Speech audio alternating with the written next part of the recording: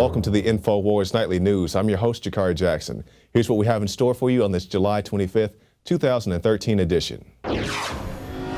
Tonight on the Infowars Nightly News, 78 people killed and 100 injured after a train derails in Spain. Plus, the House rejects our Fourth Amendment rights. Then, an in-depth interview with investigative reporter Wayne Madsen following the Infowars Nightly News.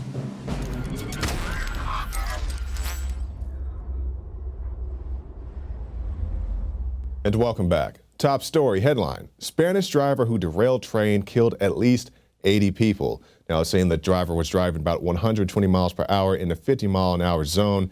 And it said last year in March he posted a picture of himself driving 125 miles per hour. I'm pretty sure that's against the rules. So we have a driver who is, you can see the footage right there on your screen. You can see the driver driving the train very fast, loses control. The cars go off the track and into the camera. A very unfortunate scene. There are definitely fatalities involved in that, and I said about 80 people are estimated to be dead from that. You know, some people may die later of their injuries, but our thoughts and prayers go out to the people affected in this tragedy, and it's yet to be seen what exactly is going to happen to the driver as far as any criminal prosecution, but we'll keep you up to date on that. Russia furious about NATO drills centered around foreign invasion of Poland. Now keep in mind, this is the Russian military has been running drills the last 2 weeks, simulating attacks against the U.S. Russia has slammed an upcoming NATO military exercise set to take place in the ex-Soviet Baltic republics that centered around a foreign invasion of Poland and represents the organization's biggest training drill since the Cold War. Although expressing anger over NATO war games, which ostensibly simulate Russian attacks on Poland, Russia itself has conducted drills over the past 2 weeks that also represent their biggest such military exercises since the Cold War. And we've been following this here at the Infowar. We've had articles for the past 2 weeks. And we also have this one: Russia orders snap drill of missile forces. Russia has ordered its missile forces to conduct snap drills in order to ascertain the readiness of putting intercontinental ballistic missiles on high alert within a short time frame. So there you go. Russia saying, I don't like it when NATO does it, but Russia does it themselves. I'm not vouching for either one of these organizations or representatives, but that's what they got going on. House narrowly rejects proposal to end NSA surveillance. 205 to 217 was the vote. Wednesday's vote came after the White House and lawmakers who support the NSA surveillance activities launched a major offensive against Justin Amash's measure after it was granted a vote on Monday evening. Lawmakers voted 217 to 205 to defeat the proposal. The plan would restrict how the agency can collect bulk phone calls, records, and also metadata under the Patriot Act. We're here today for a very simple reason: to defend the Fourth Amendment, to defend the privacy of each and every American. As the Director of National Intelligence has made clear, the government collects the phone records without suspicion of every single American in the United States. As we know all too well, national security is a real and present danger and something that we have to take quite seriously. We can't deal in false narratives. And a false narrative has emerged that the federal government is taking in the content of Americans' phone calls. It's not true. At a time when our nation is under siege by those individuals who want to bring violence to the shores of the United States. And countless men and women from my state of Hawaii and all across the country have worn the uniform and put their lives on the line to protect our freedoms and our liberties. I cannot, in good conscience, vote to take a single dollar from the pockets of hard-working taxpayers from across the country to pay for programs which infringe on the very liberties and freedoms our troops have fought and died for. Ben Franklin said, "They who give up essential liberty to obtain a little temporary safety deserve neither liberty nor safety." We're here to answer one question for the people we represent. Do we oppose the suspicionless collection of every American's phone records?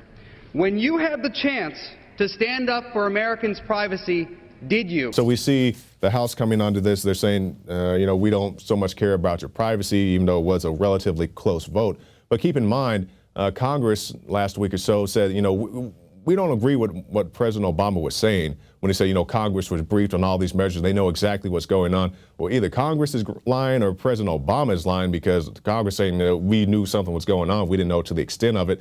But, President Obama saying that, they knew exactly what was going on. So one or the other is lying, and hopefully we'll find out which of them is lying very soon.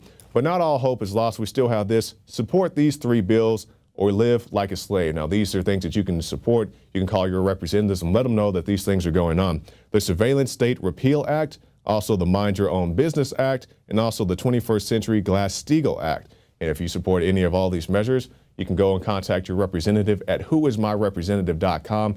Find out who your local representative is, because, I was watching an interview with Luke Radowski and Paul Joseph Watson. They said, we have enough keyboard warriors, we have enough cyber warriors, we need people who will actually physically pick up the phone, call somebody, or lo and behold, actually go to the state houses, go to their office buildings and say, hey, you need to support this or you don't need to support that, and that's what you need to do. And you can find that all on whoismyrepresentative.com. Now we'll move on to some other news. Hackers demonstrate dangerous stunts after carjacking vehicle. Hackers demonstrate dangerous stunts after carjacking vehicle. Forbes magazine has produced a short video report demonstrating the various operations computer hackers can manipulate once they've assumed control of a vehicle's critical functions. And it goes on to put in light the Rolling Stones articles about Michael Hastings, people saying that, this is just fabrication, that you can't hack a vehicle. Well, this is what they found out. What has been revealed as a result of some research at the universities is that it is relatively easy to hack your way into the control system of a car and do things such as make the car accelerate, do things such as slam on the brakes and make the airbags deploy, and not even to mention things such as Google cars that are completely automated, and you can have those things drive you down the street. You can go to YouTube right now and type in Google car, and you see some guy being driven around by the car. The car is so advanced, it knows when to stop at red lights, at stop signs. It can even drive itself through a drive-through at a restaurant. So this is very real technology. Not saying that's necessarily what happened in the case of Michael Hastings, but this is real technology, and don't let them try to convince you otherwise. Homeland Security's future home, a former mental hospital. It seems quite likely and relevant to me. St. Elizabeth's Hospital, a former mental health institution where the U.S. Department of Homeland Security is building a $400.5 billion, that's billion with a B, headquarters. It's the largest construction project in the District of Columbia since the Pentagon was constructed in 1943, or should I say completed in 1943. DHS will use many of the old hospital buildings on the 176-acre campus. So they have all these dungeons and torture camps and so forth over there. And also, if you're listening to Alex Jones' radio show today, you heard him say that many of the people affiliated with this institution in the past have ties to MK Ultra. You can look that up, as well as MK Ultra, the mind control situations. And many of those scientists that were involved in that also had ties to that facility. So why DHS chose this facility to conduct their operations, I don't know. But, they may need some mental health evaluations themselves. Now we'll move on to our final article of the night. Cop fired for speaking out against ticket and arrest quotas. Sergeant Neal started instructing me and my partner to arrest people that we didn't feel like had broke the law. Stay active at Saturday night. Out here, let's make some contact with Madsen in jail, write some tickets and all that neat fun stuff that we signed up to do when we signed up for this job. So if you dare speak out to your masters about, policies that are not legal and even legit in this case, you will be relieved of your duty, as is the case of this gentleman. And for more on that, we have an Infowars special report. When you get pulled over, remember the police tell you that it's all for your safety. Well, the truth is out, and it's really not for your safety. In Auburn, police officer Justin Hanners and fellow officers were directed to hassle, ticket, or arrest specific numbers of residents per shift. And when he refused to comply and keep quiet, he was fired. It's not only Alabama. In Fairfax County, Virginia, the police department laid it out in black and white, and you too can view it for yourself in a memo available on the internet. Let's not leave out Texas. The Fort Worth Police Department likes black and white too, and has laid it out in memos that show some officers who are part of a program funded by a federal grant and administered by the state that says they must make at least 4 traffic stops an hour. When you get pulled over, know what to do. Go to the Alex Jones channel today and check out Eddie Craig's video, Secrets Police Don't Want You to Know. And go to prisonplanet.tv and sign up and give your username and password to up to 10 people. I'm Gigi Arnetta, and this is an Infowars Nightly News Alert. And And if you want to know more about that, the secrets that the police do not want you to know, you can go to youtube.com on the Alex Jones channel, and you can see Eddie Craig, Air Force veteran and also former peace officer. He's going to tell you all the secrets. It's a very well-made documentary. It's about 2 hours long, a little over 2 hours, but it's definitely worth your time for any type of situation, traffic stops, whatever kind of situations you may end up in. This is definitely the video that you need to watch. Now, we're in now with our quote of the day. This is from Ronald Reagan. Concentrated power has always been the enemy of liberty. That by Ronald Reagan.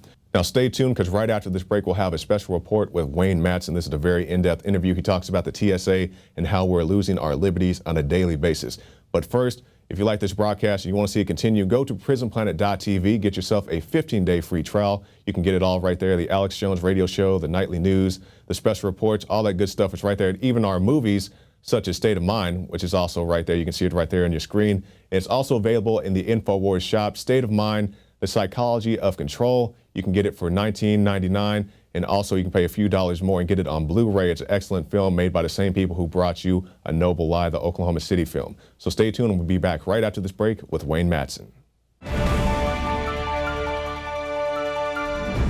Now you can watch Alex Jones live at Infowars.com/show. You'll find links to all of our content there and a free 15-day trial for Prison Planet TV. You can also browse the network, the Infowars Nightly News, and over 60 movies and documentaries all together in one place. You can watch the Alex Jones radio show live as it happened. So check it out, Infowars.com/show. Authoritarian control freaks throughout history have sought to make populations dependent. The United Nations openly has talked about using food as a weapon against the Third World and the industrialized First World. State Department Memorandum 200, developed by Henry Kissinger, called for destroying the food capacity, not just of the United States, but every country in the world, so they could use food scarcity as a political weapon of control. Just a decade ago, less than 10 million Americans were on food stamps. 4 years ago, it was 25 million. It's now reached almost 50 million. Socialist health care is designed to destroy our health care system. The establishment wants you to be a bunch of cowardly, dumbed-down people who can't stand up for yourselves. That's why they're rushing to try to restrict citizens owning firearms. Because since the early 1990s, gun ownership has gone straight up, while violent crime has gone straight down by 49%. And globalist-controlled strongholds like Chicago and New York, where they've taken the citizens' guns, have the highest crime rates in the world. What am I getting at here? The system doesn't want you to be self-sufficient. That's why I promote the fact that you should go out, buy firearms, and go take lessons and learn how to use them. I want you to stand up for your birthright of liberty and freedom. During a serious meltdown, they're going to tell you, hey, you want food? Turn in your guns. And that's why we need to put the globalists in check. And then finally bring them to checkmate by being self-sufficient, by being prepared, by having a garden, by learning how to can your own foods, by having friends and family and community that will stand together. But at the heart of that is having quality, storable foods. And that's why I went out more than a decade ago and found the very best food company to be my sponsor, eFoods Direct. They're the company that I personally use for my emergency food storage preparation, whether it be for natural disasters or the tyranny that is intensifying. So give them a call, 800-409-5633. That's 800-409-5633.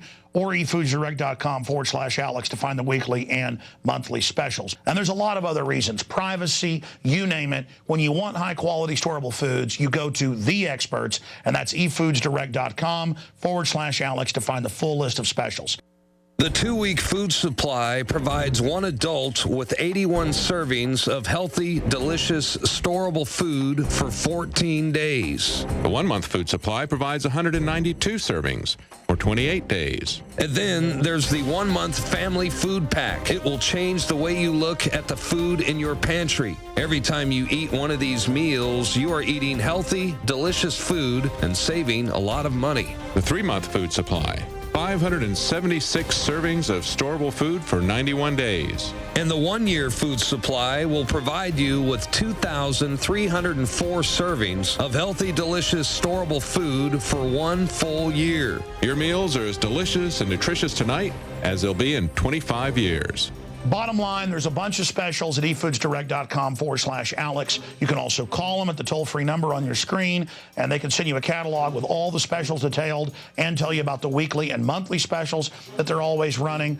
efoodsdirect.com/Alex to find all the specials or call the toll-free number. And so in closing, when you buy from efoodsdirect.com, you are supporting the radio broadcast, the nightly news, the magazine, the films, and everything we're doing. Because we're not like MSNBC or Media Matters that get government and corporate funding to bring down America and bring in tyranny. We are funded by our sponsors and you, the viewers and listeners that support them. Again, that's efoodsdirect.com/Alex or 800-409-5633.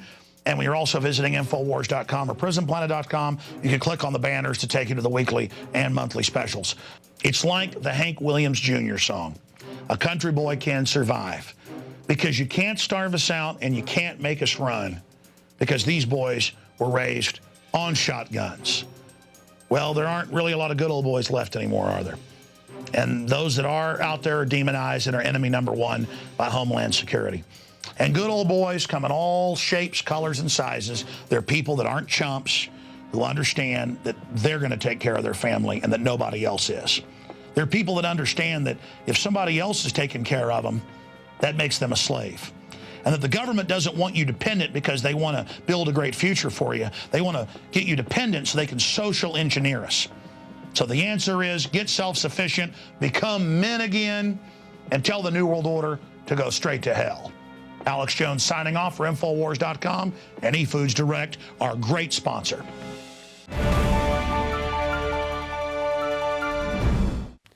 What we see now is a war against reality. It's a war against the truth.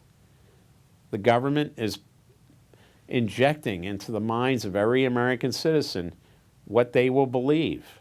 This is beyond George Orwell.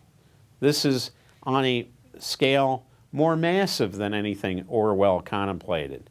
Orwell knew about television, telescreens, two-way telescreens, but Orwell never contemplated that we'd have technology so portable, so intrusive.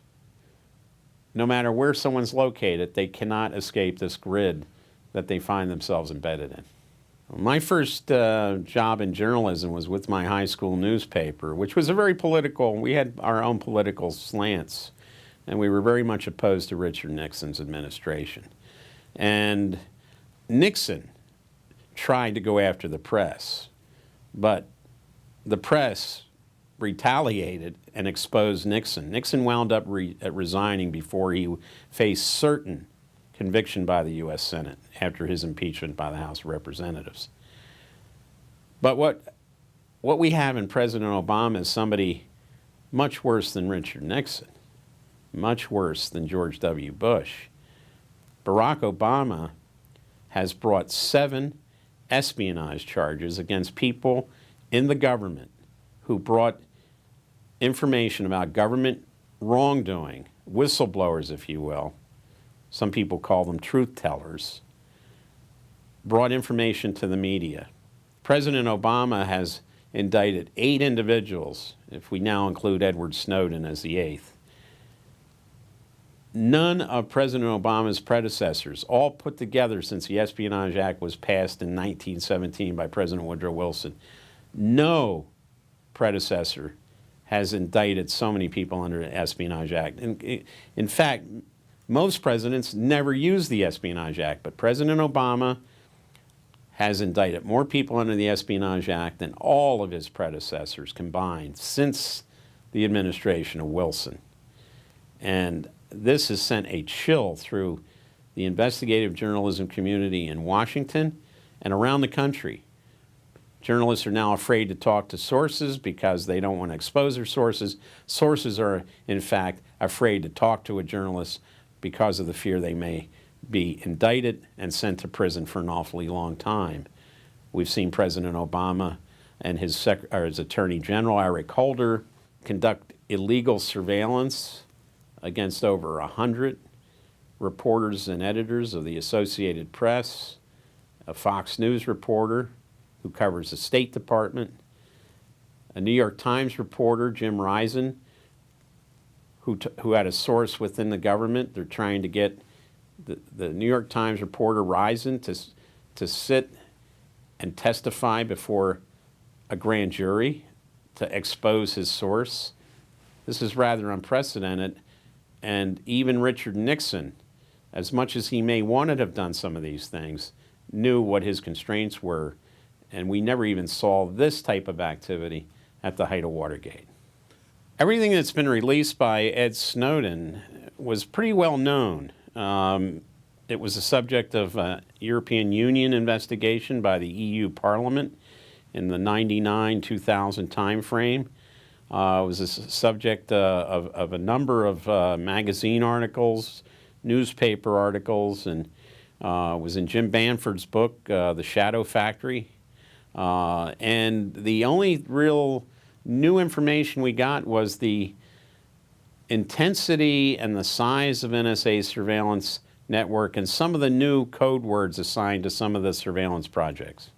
What we were told about was metadata surveillance, capturing data off the transatlantic 14 cable, TAT-14. This was a joint operation between NSA and its sister activity in Britain called the Government Communications Headquarters, GCHQ.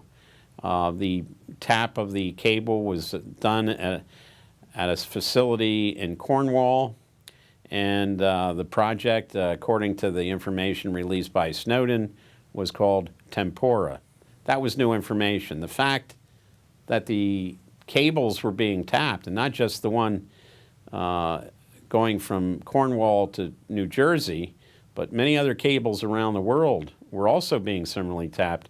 What we were told about was the NSA's cover term for that operation, Tempora. We also know that PRISM, this metadata collection project, was also revealed by Snowden. We had not heard that name before, although there is a commercial product that basically does the same thing that's offered up by a federal contractor called Palantir. We've seen attacks on journalists in the past, but we've also seen journalists around the country try to expose those who murdered journalists. In 1976, a very brave journalist named Don Bowles was investigating the mafia in Phoenix, Arizona, and it got into a lot of areas that were uncomfortable to a lot of people. And Don Bowles got into his car and it blew up, but before he died, he urged people to continue the investigation he started. And the Investigative Reporters and Editors Group was founded basically in his name. Journalists came together, but nowadays, when a Michael Hastings dies in his car, in a manner very similar to what happened to Don Bowles, we have people that are just, oh, it must be an accident. They're going along with the flow. They're not questioning the Los Angeles Police Department. Every journalist should question anybody from the government. White House Press Secretary Jay Carney should not have this love fest that he has in these White House press conferences. They should be confrontational by nature, but they're not. They're just, you know, they might as well be coffee clutches where the journalists get together and talk about the weather and, you know, what Carney's weekend plans are. But that's essentially what we have today. We don't have a confrontational press. And if we get a reporter in the White House or at the Pentagon or at a State Department briefing who gets a little confrontational, they have their press credentials pulled. And without credentials, without access, you no longer have a job in the corporate media. Michael Hastings, of course, did try to bring to the attention of the American people what was going on behind the scenes, as any true investigative journalist would do. But one evening in Los Angeles, his car literally blew up and he was burned beyond recognition. And here again, we have another case of yet another journalist dying under mysterious causes the corporate press goes along their merry old way and believes everything that the LA Police Department is telling it, just as the corporate press destroyed the career of enterprising investigative journalist Gary Webb, who we were told shot himself twice in the head. He exposed the whole CIA cocaine operation. And we've seen it in other cases with journalists who are not as well known, but definitely we're looking into very egregious situations with private companies, government, so forth and so on. President Obama has waged a war on the press in the United States unlike any of his predecessors. It has sent a chill through the journalistic community in Washington and all around the country. I've been to countries where there is no freedom of the press, where dictators ruled, and I have seen how journalists are harassed by secret police, they're followed, they're wiretapped, they're intimidated, they're harassed. But I always came back to the United States knowing, well, at least we can do our job here. That is no longer the case. With President Obama, we now have widespread surveillance of journalists, intimidation like we've never seen before. And President Obama has brought about a tyranny over the Fourth Estate in the United States that has only been seen in the recent past in despotic regimes in many developing countries around the world. Where the corporate press should be holding Obama's feet to the fire as they did Nixon, we don't see anything even closely approaching that with the corporate media. We see people who frankly aren't even journalists reporting on major stories or underreporting major stories or ignoring major stories. They're celebrities, they're not journalists. Anderson Cooper, for example, and people like him who are entertainers more than anything else.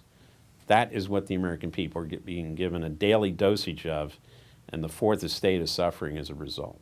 Well, we've seen through history those who appease tyrants, whether it's the Roman emperor who took the Republic of Rome and turned it into an oppressive empire, to the rulers of Europe. When you appease these oppressors, you become a slave to them. And Americans don't want to believe that it can happen here. It has happened here. It's not just the product of movies about a future dystopian world that people say, oh, they come out of the movie theater, thank God. It's not like that. No, when they come out of the theater, they should understand it is like that. And it's getting more and more like that every day. So we've gone from the communists being the enemy, to the terrorists being the enemy, to now the lone wolf, the American citizen, being the enemy. This is the slippery slope we were often warned about. And people say, oh, slippery slope, slippery slope. It's happened. Tyranny's here. You want to lay down in the face of tyranny, you're going to be run over by it. The only option is to stand up and be counted.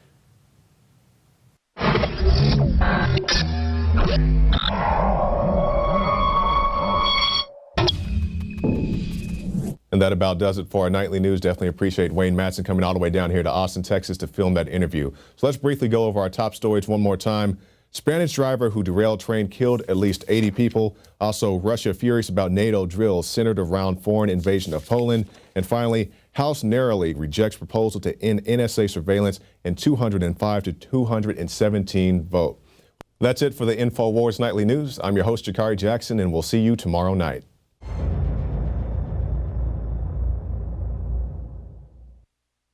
Now you can watch The Alex Jones Show live as it happens at Infowars.com/show. You'll find links to all of our content there and a free 15-day trial for Prison Planet TV. More than 60 movies and documentaries all in one place at Infowars.com/show.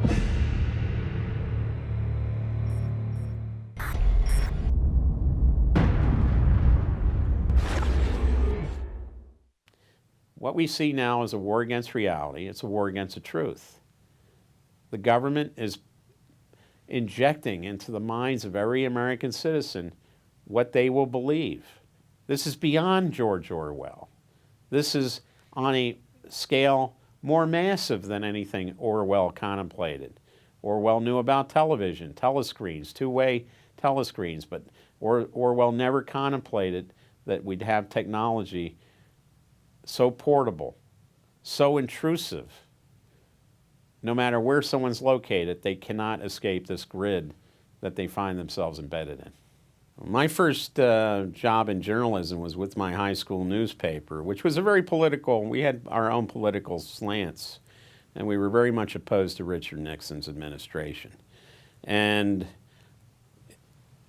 Nixon tried to go after the press, but the press retaliated and exposed Nixon. Nixon wound up resigning before he faced certain conviction by the U.S. Senate after his impeachment by the House of Representatives. But what we have in President Obama is somebody much worse than Richard Nixon, much worse than George W. Bush. Barack Obama has brought 7 espionage charges against people in the government who brought information about government wrongdoing, whistleblowers, if you will. Some people call them truth tellers, brought information to the media. President Obama has indicted 8 individuals, if we now include Edward Snowden as the 8th.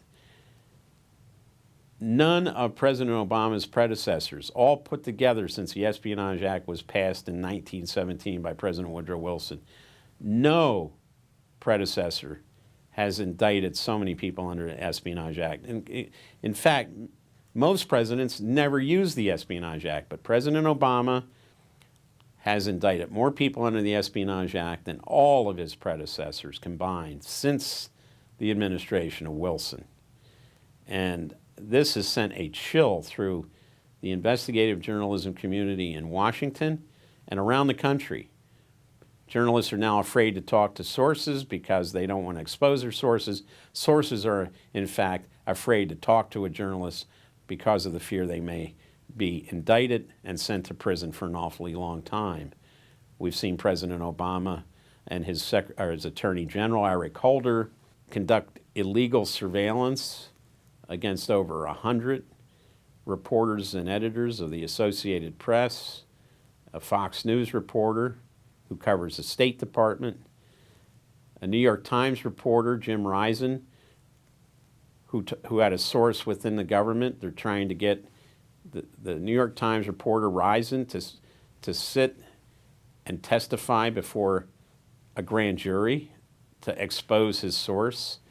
This is rather unprecedented, and even Richard Nixon, as much as he may want to have done some of these things, knew what his constraints were, and we never even saw this type of activity at the height of Watergate.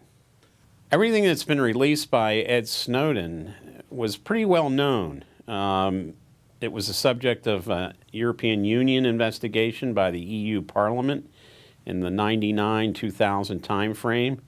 It was a subject of a number of magazine articles, newspaper articles, and was in Jim Banford's book, The Shadow Factory.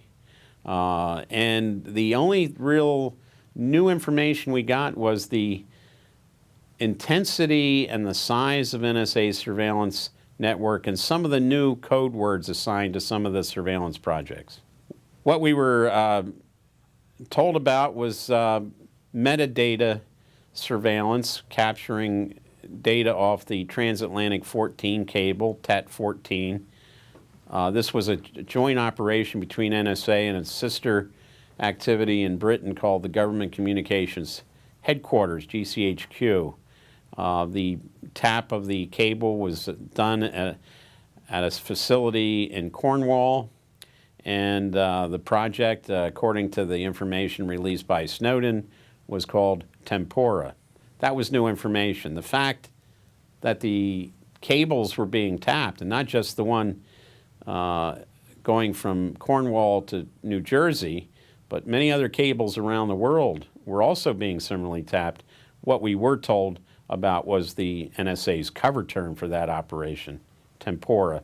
We also know that PRISM, this metadata collection project, was also revealed by Snowden. We had not heard that name before, although there is a commercial product that basically does the same thing that's offered up by a federal contractor called Palantir. We've seen attacks on journalists in the past, but we've also seen journalists around the country try to expose those who murdered journalists. In 1976, a very brave journalist named Don Bowles was investigating the mafia in Phoenix, Arizona, and it got into a lot of areas that were uncomfortable to a lot of people. And Don Bowles got into his car and it blew up, but before he died, he urged people to continue the investigation he started. And the investigative reporters and editors group was founded basically in his name. Journalists came together, but nowadays, when a Michael Hastings dies in his car, in a manner very similar to what happened to Don Bowles, we have people that are just, oh, it must be an accident. They're going along with the flow. They're not questioning the Los Angeles Police Department. Every journalist should question anybody from the government. White House Press Secretary Jay Carney should not have this love fest that he has in these White House press conferences. They should be confrontational by nature, but they're not.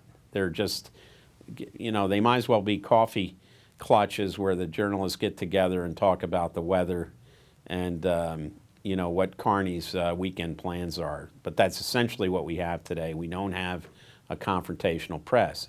And if we get a reporter in the White House or at the Pentagon or at a State Department briefing who gets a little confrontational, they have their press credentials pulled. And without credentials, without access, you no longer have a job in the corporate media. Michael Hastings, of course, did try to bring to the attention of the American people what was going on behind the scenes, as any true investigative journalist would do. But one evening in Los Angeles, his car literally blew up and he was burned beyond recognition. And here again, we have another case of yet another journalist dying under mysterious causes.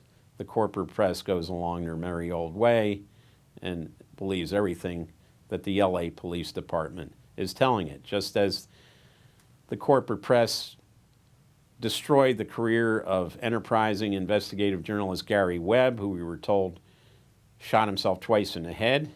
He exposed the whole CIA cocaine operation.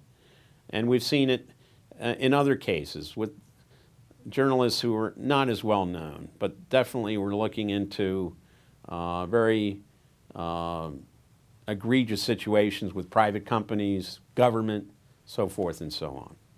President Obama has waged a war on the press in the United States unlike any of his predecessors. It has sent a chill through the journalistic community in Washington and all around the country. I've been to countries where there is no freedom of the press, where dictators ruled, and I have seen how journalists are harassed by secret police, they're followed, they're wiretapped, they're intimidated, they're harassed. But I always came back to the United States knowing, well, at least we can do our job here. That is no longer the case. With President Obama, we now have widespread surveillance of journalists, intimidation like we've never seen before. And President Obama has brought about a tyranny over the fourth estate in the United States that has only been seen in the recent past in despotic regimes in many developing countries around the world. Where the corporate press should be holding Obama's feet to the fire as they did Nixon, we don't see anything even closely approaching that with the corporate media. We see people who frankly aren't even journalists reporting on major stories or underreporting major stories or ignoring major stories. They're celebrities. They're not journalists. Anderson Cooper, for example, and people like him who are entertainers more than anything else. That is what the American people are being given a daily dosage of, and the Fourth Estate is suffering as a result. Back in the 1960s, Theodore White, the famous presidential election historian, wrote a series of books on every election for president called The Making of the President, how Madison Avenue conducted these basically advertising campaigns. This is how they created the new Nixon in 1968. Not the old Nixon, who was defeated in 1960 for president and the 1962 gubernatorial campaign in California. We now had the new Nixon. The new Nixon was sold like any kind of dish detergent was. It was a product. But with Obama, we've seen the making of the president actually become the manufacturing of a president, because President Obama, when compared to all of his predecessors, we know very, very little about his background, his education, many, many holes in his record, many holes in his employment record. There just is not the degree of scrutiny on President Obama as there was on past presidents, because President Obama in many ways is the first manufactured from whole cloth president, from the time he was a college student to the time he worked for a CIA front company in New York called Business International Corporation, to the time he spent as a community organizer in Chicago, where many people didn't trust his bona fides as far as being a real community organizer, to the time he spent at Harvard Law School, to the time he supposedly taught constitutional law at the University of Chicago. We have a president who has gaping holes in his biography, and very, very few members of the corporate press have been willing to look into these discrepancies because they're afraid that they'll be called names, they'll be called conspiracy theorists, that they'll lose their jobs. Journalists are not supposed to be intimidated so easily. Well, we've seen through history those who appease tyrants, whether it's the Roman emperor who took the Republic of Rome and turned it into an oppressive empire, to the rulers of Europe. When you appease these oppressors, you become a slave to them. And Americans don't want to believe that it can happen here. It has happened here. It's not just the product of movies about a future dystopian world that people say, oh, they come out of the movie theater, thank God. It's not like that. No, when they come out of the theater, they should understand it is like that. And it's getting more and more like that every day. We didn't just happen into this oppressive government overnight. For decades, what I refer to as the secret part of the government, the secret think tanks, the federal contract research centers that operate under classified, top secret, and above contracts, have generated paper after paper, report after report, all classified at a very high level on what they see as the future for the United States. The Rand Corporation, many other companies like that deal directly with the Pentagon.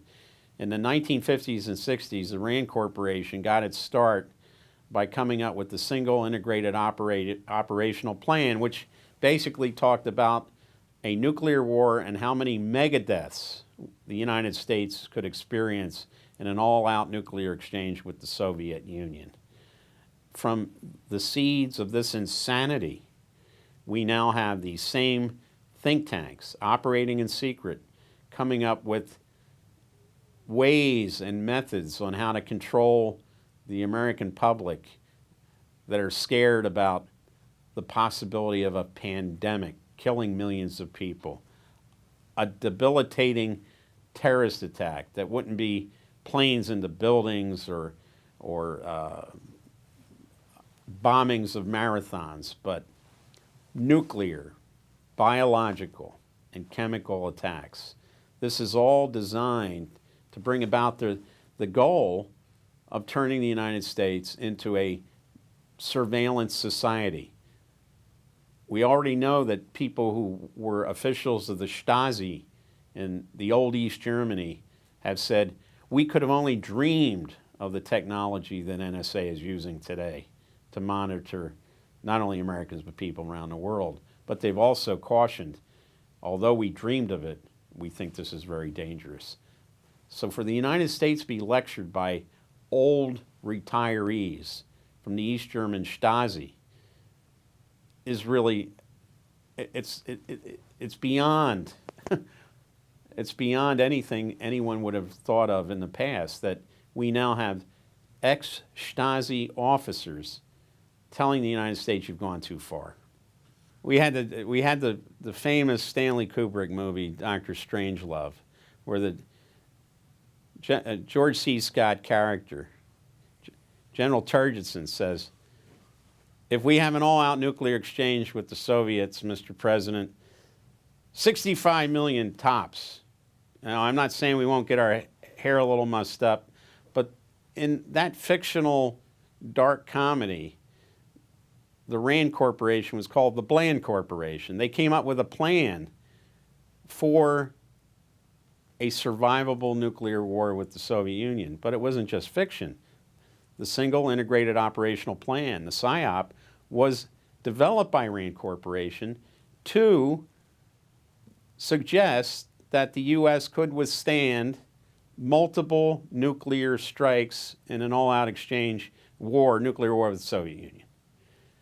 And this is where Rand Corporation made its money.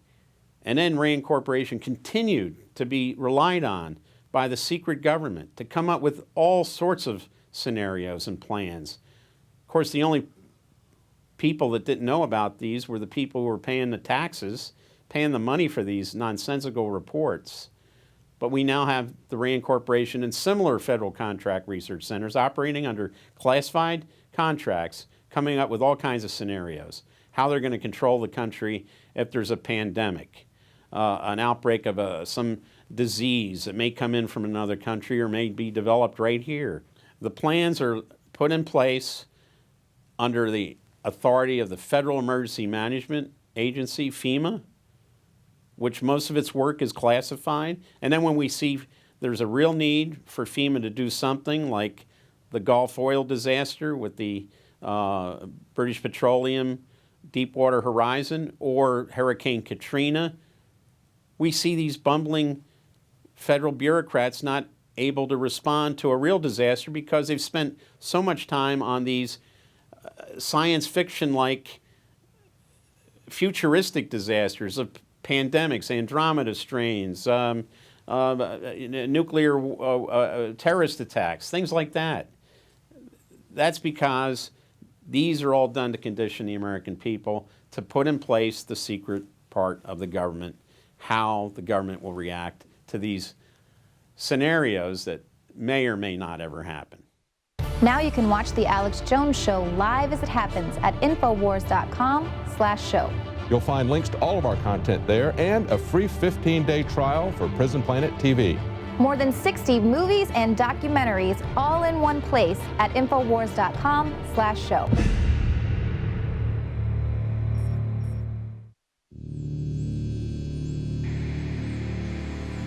Are we choosing our own paths, our own destiny, or has it been pre-selected for us? C.S. Lewis said, when training beats education, civilization dies. We need to always be cognizant of, as a free society, that information can be used as a weapon. Barrier to discovery is not ignorance. It's the illusion of knowledge. We are seen as nothing but biological androids. To gain control of education in America, not for a philanthropic purpose, but to change the thinking of the American people. From the time we're very young, we're taught to, worship authority basically because that's our key to survival as young children. Discover the history, the present, and the future of mind control. From compulsory state education to the Hollywood media brainwashing machine.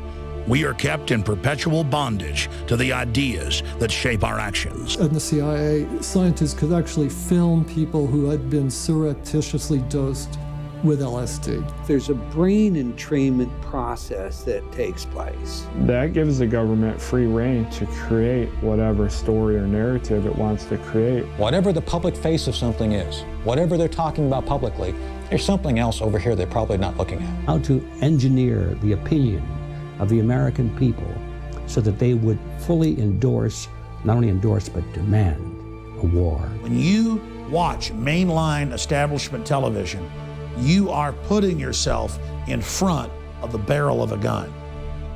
Discover the history, the present, and the future of mind control, psychological warfare, brainwashing. Are we controlled and manipulated? You bet. That's mind control par excellence. Find out how deep the rabbit hole really goes with this new groundbreaking documentary film, State of Mind. Available exclusively at Infowars.com. There have been so many politicians. For example, the late New York Senator Daniel Patrick Moynihan, who looked at this penchant for secrecy in the United States. He said it's got to stop. He also advocated taking the Central Intelligence Agency, breaking it up, getting rid of all the special operations units, all the paramilitary operations, and taking the intelligence analysts at the CIA and putting them back into the U.S. Department of State from which they originally came. That was quite a bold statement by Senator Moynihan, although I will add that statement came from Senator Moynihan after he decided to retire from the U.S. Senate. There are very, very few elected leaders of this country that are willing to take on this super secret state that has been developed throughout the Cold War, then the post-Cold War, and now the year of terrorism. When the communist bloc threat disappeared, they had to replace it with something else. And what they replaced it with was terrorism. So we've gone from the communists being the enemy to the terrorists being the enemy to now the lone wolf, the American citizen, being the enemy. This is the slippery slope we were often warned about. And people say, oh, slippery slope, slippery slope. It's happened. A few days before President Dwight D. Eisenhower, the famous general from World War II, left the presidency, he gave a televised speech from the White House where he warned America about the dangers of the military-industrial complex and how it could destroy our democratic form of government. He handed off the responsibilities to President John F. Kennedy, who, when faced with the Central Intelligence Agency's abominable plans to assassinate Fidel Castro, invade Cuba, get the United States into a possible nuclear war with the Soviet Union, he told the head of the CIA, Allen Dulles, I'm going to take your agency and destroy it. We don't need that in this country. And instead of destroying the CIA was involved in destroying President Kennedy, murdering him in Dallas on November 22nd, 1963. Kennedy was replaced by Lyndon Johnson, who gave the intelligence community and the Pentagon everything they wanted. And since the days of Lyndon Johnson, we have never had a president who has been willing to take on these power structures, like the CIA, like the FBI. Lyndon Johnson would never fire J. Edgar Hoover as director of the FBI because Hoover had so much information on Johnson. He even had more information on Richard Nixon, Johnson's successor. And anytime we saw a president like Jimmy Carter try to do something, Jimmy Carter was set up with the hostage situation in Iran and the October surprise, which ensured that the U.S. hostages would not be released before the 1980 election. President Kennedy, who heard Eisenhower's warning about the military-industrial complex and heeded it, also took action when he realized that the Joint Chiefs of Staff had concocted something called Operation Northwoods, which was going to use terrorist events staged by the Pentagon to blame on Cuba to justify a massive U.S. retaliation against that country. These included staging terrorist bombings at public events, hijacking aircraft and crashing them into buildings, and other similar false flag terror attacks, not created in Moscow by the KGB or by Fidel Castro's government in Havana, but by the American Department of Defense and the secret state, by the CIA, by the paramilitary secret organizations that existed in the Pentagon. Kennedy put an end to that, but Kennedy also then let it be known he wasn't going to tolerate that kind of behavior any longer. So he fell victim to one of the very same secret operations he was so adamantly opposed to. So we go from Operation Northwoods in the early 1960s to the Boston Marathon bombing in 2013. And what do we see at play? We see the Washington, D.C. news helicopters hovering over the home of a man named Ruslan Sarny, who had changed his name from Tsarnaev, the uncle of Tamerlan and Johar Tsarnaev, who lived in a very, very expensive home in the D.C. suburbs in Montgomery County, Maryland. And it turns out that he was associated in business with the CIA's long-serving Middle East expert, Afghan expert, Graham Fuller. We also found out that Tamerlan Tsarnaev was attending 6 months of training seminars in Tbilisi in the Republic of Georgia, sponsored by the Jamestown Foundation, which was started by CIA Director William Casey in 1984. So we have a non-government organization, the Jamestown Foundation, funded by the Central Intelligence Agency, sending Tamerlan Tsarnaev into Dagestan from the Republic of Georgia. He's attending training seminars in Tbilisi in the Republic of Georgia that involve people associated with the CIA, and then we're told he's a member of some sort of Al-Qaeda affiliated organization. Well, he is, because when we look at the whole history of Al-Qaeda and all of its franchises, Al-Qaeda in Mesopotamia, Al-Qaeda in the Arabian Peninsula, Al-Qaeda in the Maghreb, Al-Qaeda here, Al-Qaeda there, it all tracks back to the CIA and the Mujahideen support operations of the 1980s that involved Vice President George H.W. Bush and a plethora of people, including Mr. Casey at the CIA. So we go full circle. The people that were accused of carrying out the Boston Marathon bombing were associated with CIA activities, with people with long histories in the Central Intelligence Agency. But after this information came out, the word came from above, don't pursue these angles any longer. So after the news choppers disappeared from Montgomery County, flying over Uncle Ruslan Sarny's home, there was no more information on the CIA connections. We have people who were involved with the Tsarnaev brothers. One individual who lived in Orlando was killed by an FBI agent during an interview. He hadn't been charged with any crime. There was a huge amount of secrecy surrounding sending his body back to the Russian Federation. Why was all this secrecy put in place about somebody who knew the elder Tsarnaev brother? We also had information that the elder Tsarnaev was involved in the drug trade. Well, certainly when you mention the CIA, and you mention Chechnya, and you mention southern Russia, and you mention the Republic of Georgia and Turkey, you're talking about major drug transshipment points that the CIA's been involved with in basically shipping opium from Afghanistan through the Caucasus into Europe. Where was all the follow-up by the media? Where was the front lines, the PBS? Where were all the other special investigative programs looking into these angles? They're not there any longer because public broadcasting is being defunded.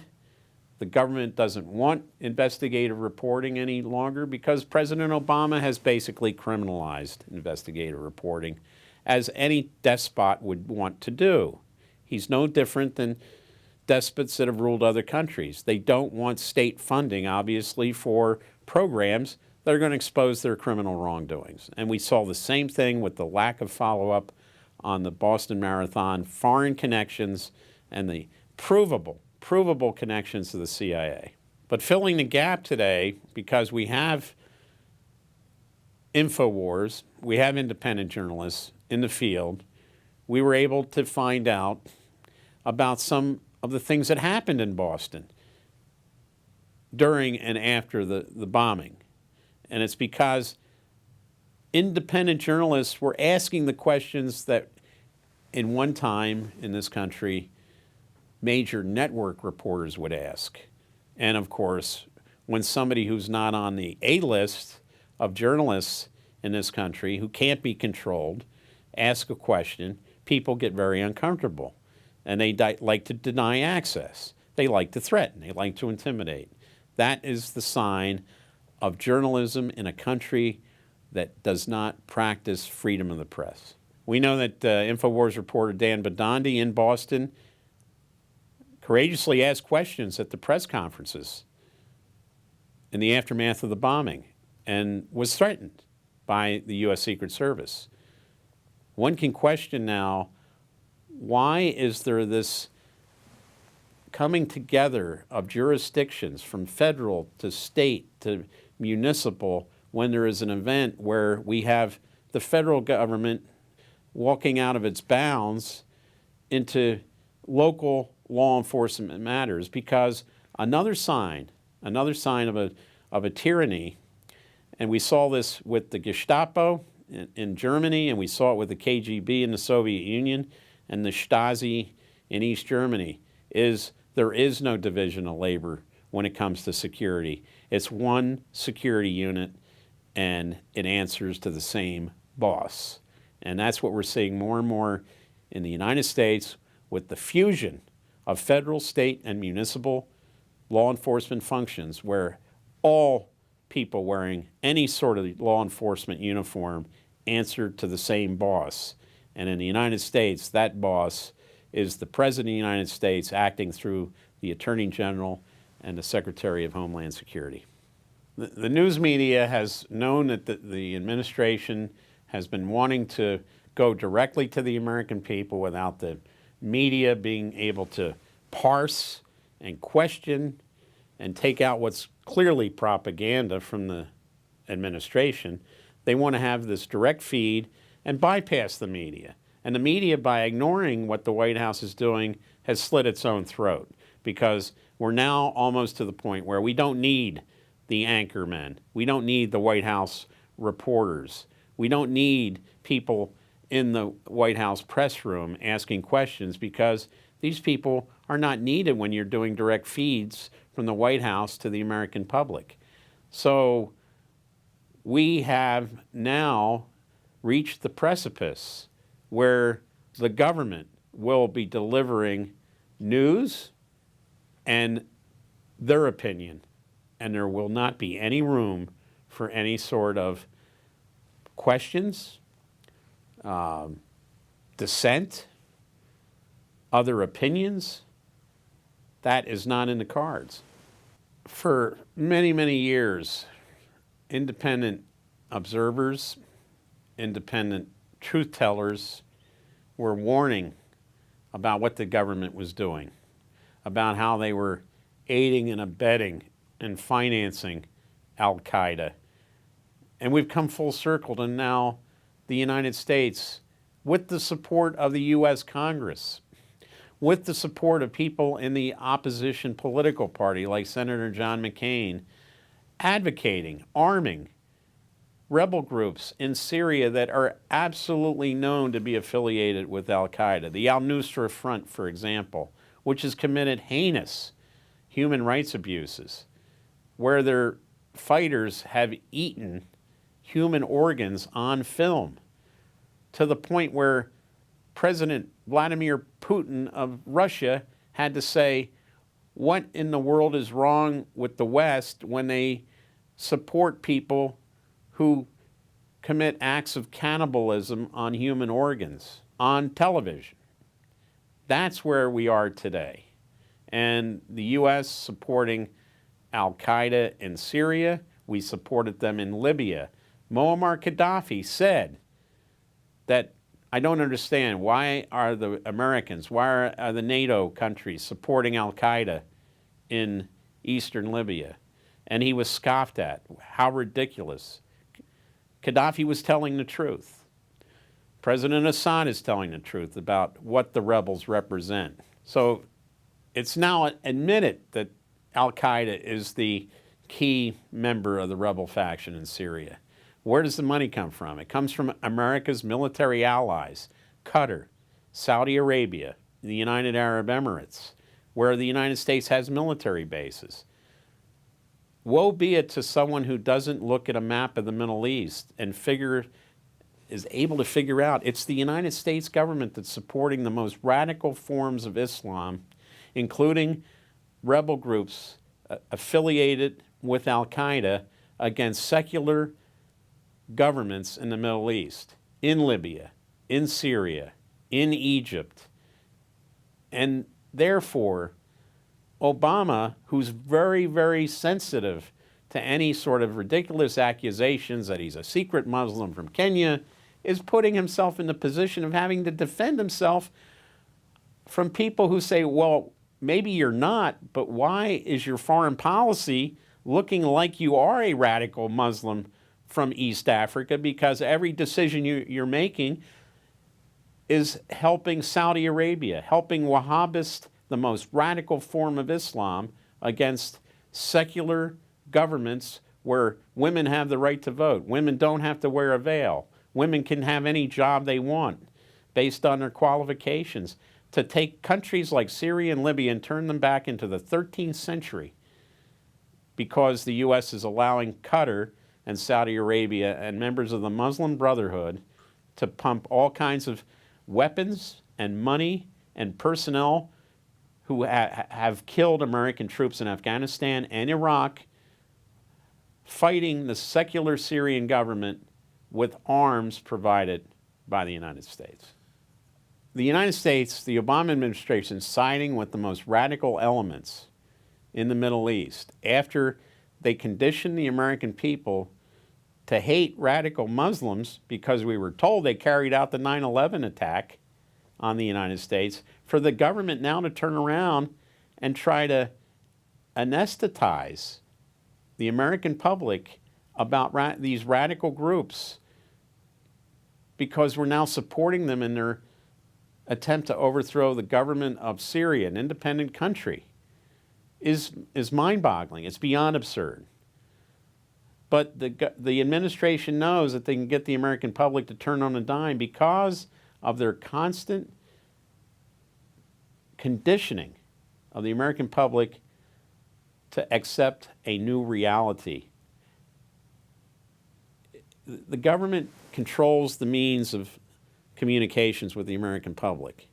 So the American government, if it doesn't like the reality they've created, in 30 minutes they can change it. Well, that's what Karl Rove said. He said, we control the media in this country, therefore we control the reality, and if we don't like the reality we've created, just like in the fictional movie Wag the Dog, we can change that reality in 30 minutes or so.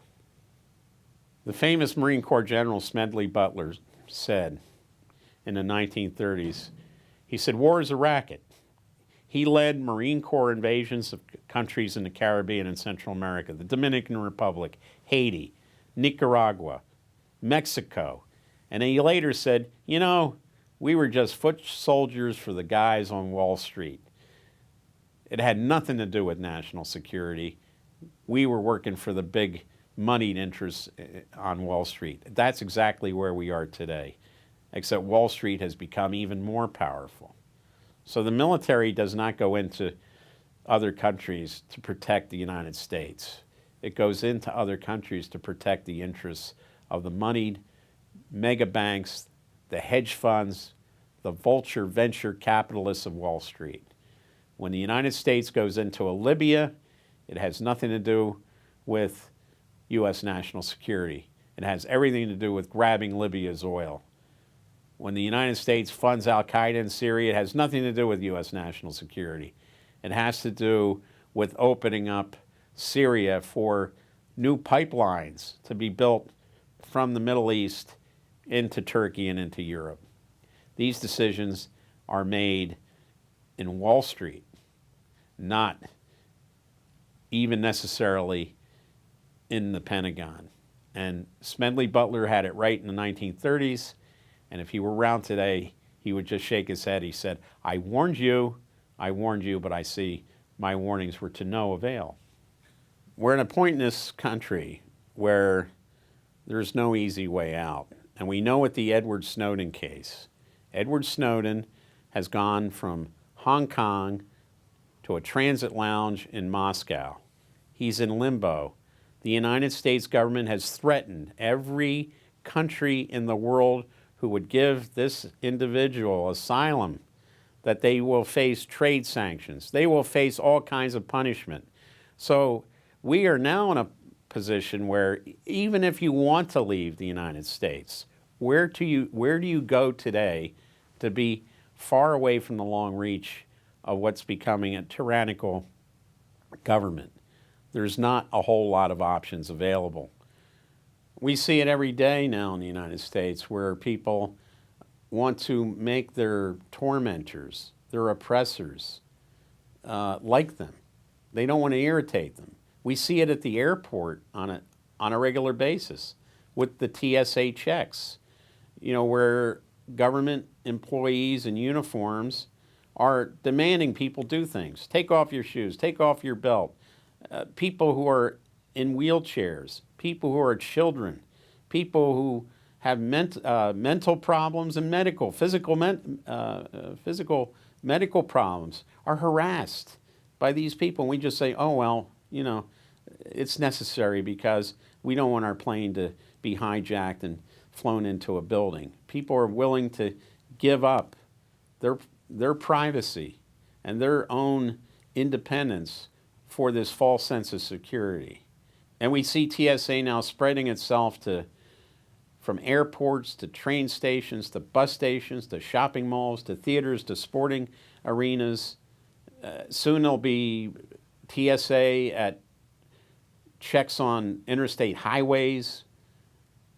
When you pay a toll, you'll have to also show your identification, because the American people have been so taken in with this quote-unquote Stockholm syndrome. They want to make their kidnappers, their oppressors, their tormentors like them, not the other way.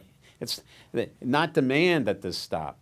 They want to be complicit in their own abuse. Tyranny's here. You want to lay down in the face of tyranny, you're going to be run over by it. The only option is to stand up and be counted.